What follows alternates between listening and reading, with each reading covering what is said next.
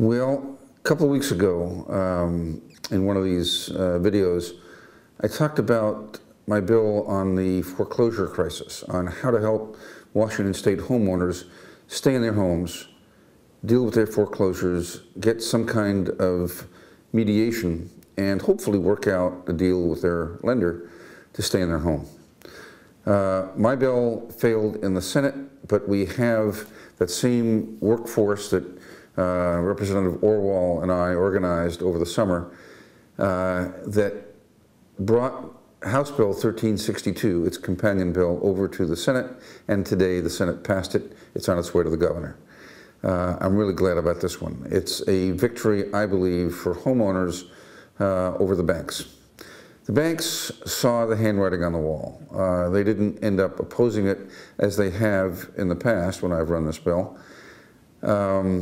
I think they understood that popular sentiment, that's you, was against them, and they ended up cooperating with Representative Orwell and myself. The bill is fairly simple. It requires the banks to pay an extra $250 whenever they file a foreclosure. That's the notice of forfeiture. That money goes to funding a system of advisors. They're independent advisors. They do not work for the banks. They will be paid for to advise homeowners at their request and to go to a mediation. A mediation is held before a neutral third party who brings the homeowner and the bank together on agreement if possible. It's not mandatory. It's not an arbitration where an arbitrator tells you what the result is. A mediator brings people together to reach an agreement. So it's not an order, but rather a settlement that ends up. And we have federal help available in the Stimulus Act to keep people in their homes by allowing the banks to modify existing mortgages, including the principals. They can be modified downward to actually be the amount of the value of the home.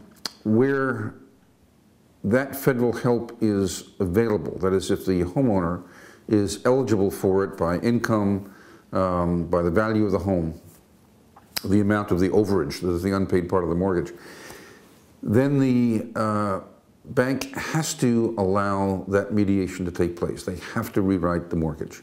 That's a victory. There are expected to be some 70,000 foreclosures in Washington State this coming year. That's 70,000 people who will have an opportunity. They won't all get there, but 70,000 homeowners will have an opportunity to stay in their homes.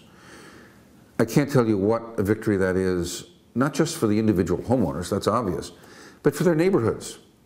Think about it.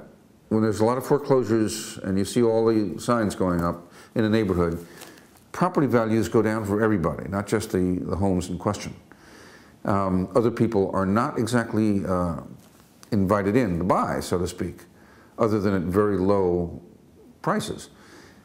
By keeping the values up, we keep up the home equity for all the rest of us. Even though we think, oh, well, we're not getting foreclosed, we're lucky, right? No, our values go down with foreclosures as well. This mediates that. It stops the slide of real estate prices that affect all of us. Those families, foreclosed, lacking a home, yeah, they might be able to rent. Kids got to move, they got to leave school. Sometimes you can't still live in the same neighborhood, you have to commute. It's a hardship on a lot of people. This saves some of that. No system is perfect. This doesn't solve everything. But for 70,000 people, it solves a lot.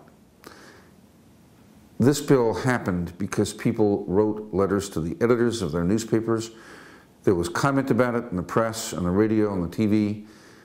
This bill got a lot of public support, and for that I really feel grateful. Thank you.